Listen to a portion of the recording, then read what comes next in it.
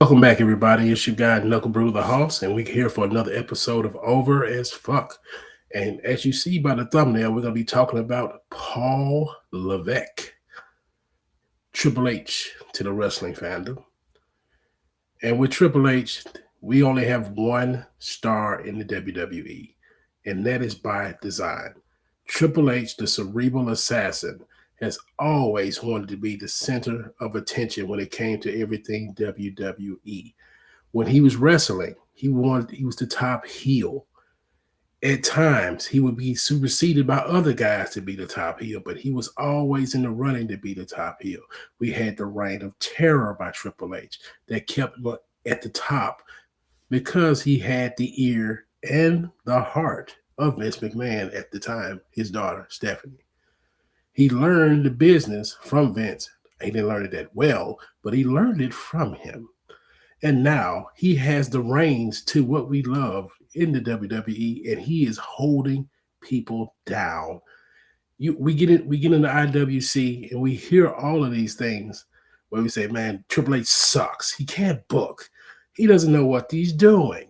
This and that. The thing about it is, he knows exactly what he's doing. He's booking everyone 50-50 so no one gets over and no one supersedes him as the power player of the WWE. This man loves the hate he gets online. He'll tell you that he doesn't hear the internet chatter. He'll tell you that he doesn't have burner accounts or tweets or anything like that, but he secretly loves all that hate. He thrives off of it because he's an egomaniacal man. And I'll give you examples of guys that he's held down. But before I go to those examples, I want you to go to this one thing. If you haven't read a book in a while, go look at the 48 Laws of Power. There's a law in there that says, do not overshow the master. Do not disrespect the master. Well, Triple H, Paul Levesque, is the master of the WWE at this moment. And he is keeping these guys down. I'm going to start with Roman Reigns. Look at our former tribal chief. Now, I give you that he doesn't work every day as he used to. But every time that you happen to see him, he rarely cuts a promo.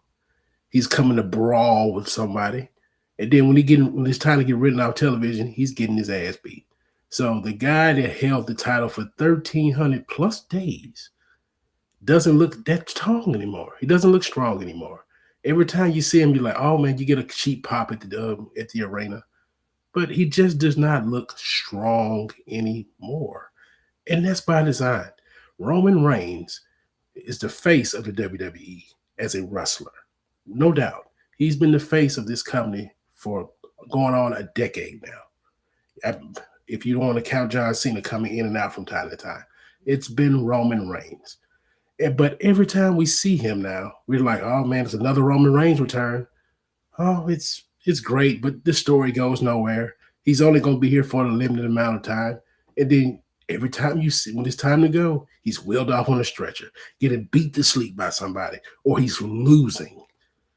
But they'll be like, Hoss, win and loss don't matter in wrestling. In the grand scheme of it, it doesn't matter. But when we want to get casual viewers to come watch this show or come buy tickets to see this, they want to see greatness. And you know what's not great? Fucking losing. That ain't great. Another example, AJ Styles, another future Hall of Famer, and they'll be like, Hoss, he's getting old. He's doing this. I'm like, I'm not big on age myself. I'm an ageist when it comes to wrestling. I don't want to see old men carrying titles for a long time. Not a big fan of CM Punk holding their title right now, but that's neither here nor there. With AJ Styles, he's been languishing in the mid card for years now. And when he's not languishing in the mid card, he's up here doing antics like jobbing for Logan Paul. The House loves Logan Paul, and he does need a rub from here and there, but AJ Styles does deserve better.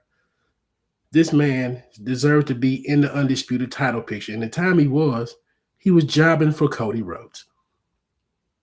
He had to fake a retirement for Cody Rhodes to go into, was that Backlash in France when he got that La Phenomenal sound in France?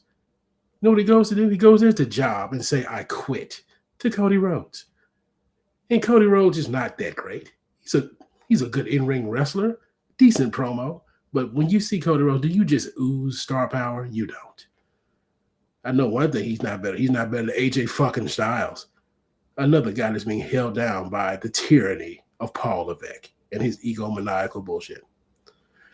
And here's the next example. LA Knight. Yeah. This is the self-explanatory. The fans of LA Knight have been getting their heads beat in. Just like LA Knight getting tsunamied on cars, getting tsunamied multiple times in that ring. Or he's catching multiple spears by Braun Breaker. Or he's up here getting smacked by whoever you want to put there. Up here jobbing out to Jacob Fatu in WrestleMania. And Fatu needs that push. He does. But again, LA Knight can never achieve like he's supposed to. See, this man's been over for damn near 5 years. The crowd, every time he up here jobs out, the crowd fucking loves to see him. He has the physique.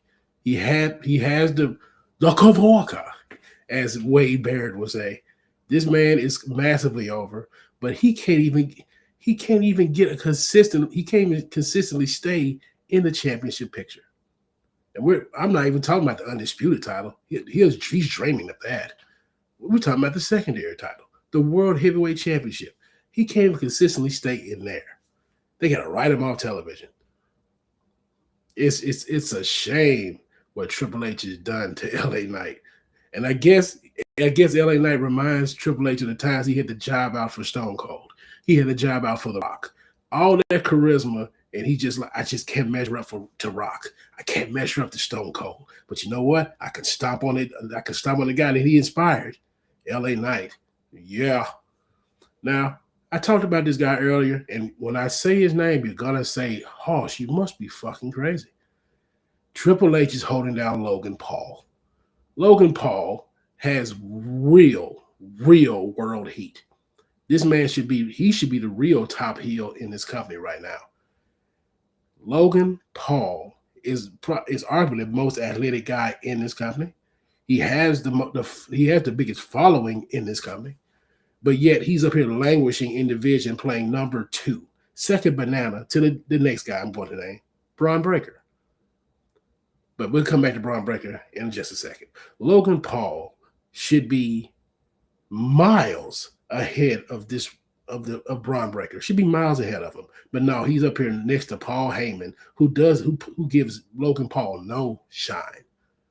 Like if they really want to save this company, get new viewership, you go all in with Logan Paul, and Triple H won't do it. He has to pay his dues. He hasn't been a wrestler for so long. He has to learn the business. Hoss ain't trying to hear that shit. You need to be pushing Logan Paul to the moon right now. If you really want to do something right now, we got the Royal Rumble coming up in Saudi Arabia, of all places. You want to break into the mainstream? You give Logan Paul that Royal Rumble victory after his brother just got his ass beat by Joshua on Netflix. You will have new casual fans coming to see Raw the following Monday. Because they'll be like, Logan Paul, a real wrestler? Are you serious? And they gave him the Royal Rumble? Oh, man, I'm going to tune in for a bit. They actually mean something. This guy's actually interesting. I can't stand him, but let's watch it. The Hoss loves Logan Paul. I don't see why everybody hates him. It's because the China Hoss. I don't care nothing about that. I don't. Logan Paul's interesting, athletic as hell, gives a decent promo, and he makes the whole arena boo. I'm talking about just boo. Doesn't matter. I need more Logan Paul. Triple H is actually holding him down. The vision is holding him down. And to my last example of Triple H holding a man down, Braun Breaker. Now, seriously, Braun Breaker, they always call him the future. The future this, the future that, the unpredictable badass. Okay, he had all this heat coming into this match against CM Punk. And what do? They job him out on the first Raw coming in here into the new year 2026. So you got this new up-and-coming star that you're forcing down our throats. And you're going to just say, oh, he's the next big thing. But when it's time for him to be crowned, you job him out in a almost 30-minute escapade. We got luchadors jumping in and out of here. We got his teammates in the division helping him out. We got all this overbooking. At the end of the day, this man takes one GTS and it's night night. The future of the company, getting jobbed out to a 45-plus-year-old AARP card holding champion. So you're going to tell me that he's getting a push, but he's up here losing, jobbing out to CM Punk at the same time. What kind of push is that? It's terrible. Triple H is soaking all of this shit in while we up here talking about it, doing our Twitter fingers, our X fingers up here talking about H can't book. He don't know what the hell he's doing. This evil bastard in wrestling knows what the fuck he's doing. And it would work if he was actually an on-screen presence. If he was an on-screen authority figure, this would be awesome. But no. This man, he wants to be in the shadows and book people into oblivion. It's fucking terrible. And the house cannot take it anymore. He had to come tell you about it. Now, before we get in this video, we got to go to the pushes of Triple H. And when it comes to these pushes, a couple of these guys I actually do like. Well, I say, yeah, a couple of them I do like. So let's break it down like this. Jey Uso, actually a favorite of the house, the IWC's villain. Jey Uso has gotten pushed to the moon in 2025, and it was actually very fun to actually watch. A lot of people say, man, John Cena should have won the Royal Rumble. Man, why? It's John Cena. He was going to get his title shot anyway. Does he really need the Royal Rumble? He clearly didn't. Jey Uso winning the Royal Rumble brought in 2025 with a bang. And people will remember that Royal Rumble was very memorable. You got people going to tell you, oh, man, Jey Uso ruined the Royal Rumble. He ruined the best cast of fighters we've seen in the Royal Rumble. How? People will always remember Seth Rollins stomping Roman Reigns there.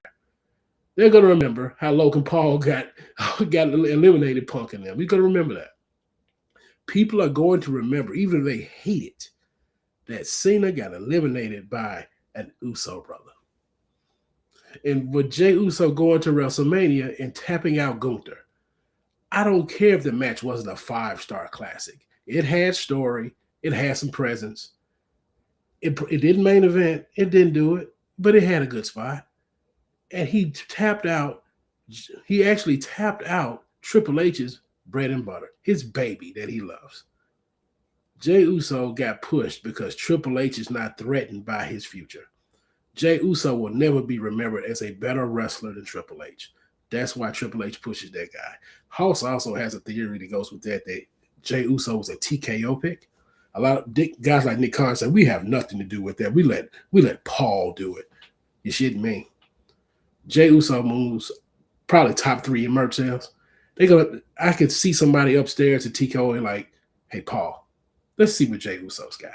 Wait, put the belt on him. You ain't got to put the undisputed one on. Put the second belt on him. We just want to see what it looks like. Let's see how much merch we can sell. Jey Uso didn't hold that title for too long, but I bet those Yeet title belt t-shirts sold like a motherfucker. That was a great push by H, but those are the guys that he's leading, that's leading the charge for Triple H to push because he's not threatened by his future. Number 2, pushing of Gunther. Gunther is a good traditional old school wrestler. I will give him that.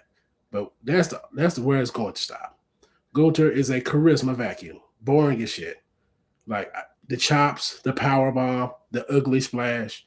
Man, we are getting forced fed Gunther, and we're going to have to like it because he's not going anywhere. This man is just a walking Ozempic billboard. He's lost a lot of weight. He's still fat. Like no one dreams of being Gunther for body goals, but we commend him for the weight loss that he has. Man's got in good shape for himself, but Gunther is just not it. We fed John Cena to Gunther, and John Cena's on this whole tour of showing us like it was so great. It was cinema. This is how my life in WWE should have come to an end. No one gives a shit about that John Cena. Nobody does. Gunther is not that guy. The heat is manufactured. It's actually going down. It's completely extinguished now because now he's fighting AJ Styles. He's tapped to AJ Styles, and we don't care. Like you might hear a few boos in the stadium. At home, people that are watching this, no one cares. Like, oh man, that's Gunther. So what? Hell, in Germany, he was getting cheers. And they'll be like, those are his countrymen, Hoss. If you are a heel that everybody hates, you're not going to be getting claps. You're not going to be getting, you deserve it. You're not going to be getting that. Out in the crowd, they're drones now. So yes, the push of Gunther, another guy that Triple H laughs and says that guy will never be better than me. Number 3, the push of Seth freaking Rollins, and they'll be like, "Oh, he's a Hall of Famer, future Hall of Famer." I don't care. What about Seth Rollins screams champion? Nothing. Nothing screams champion about Seth freaking Rollins. This man, if anything, he screams just androgynous. It screams eccentric. It screams mid-card. It does not scream that guy is the world beater of the WWE. It does not scream it at all. And I don't understand it. Man's a good wrestler. I will give him that. Most of the people in this company are good wrestlers. Rarely botches. Well, today rarely botches, but that's neither here or there. Seth Rollins, the push of him has led to diminished returns. The viewership does not go up. He's not selling that much merch. They yell his song in the arenas, but other than that, on TV, no one cares about Seth Rollins. Nobody. But the biggest push that Triple H is giving today, that the House just completely does not understand, the push of Sami Zayn. What about Sami Zayn screams champion? Undisputed champion, no less. Nothing, man. He's got the taco meat out. His physique is not great. No one dreams of being Sami Zayn. No one. I bet he's a good father. I give him that. Take care of his child. Probably a good husband. In kayfabe, no one dreams of being Sami Zayn. They protect the haluva kick like it's the rock bottom. Hell, I've seen many people kick out of a rock bottom. I rarely see people kick out of that haluva kick. Why are we pushing Sami Zayn like this? I know fry cook's bigger than Sami Zayn. I know plumber's bigger than Sami Zayn. Hell, I know skateboarders bigger than Sami Zayn. Why is he getting such a push where he may end up being the face of the company? And could you picture this?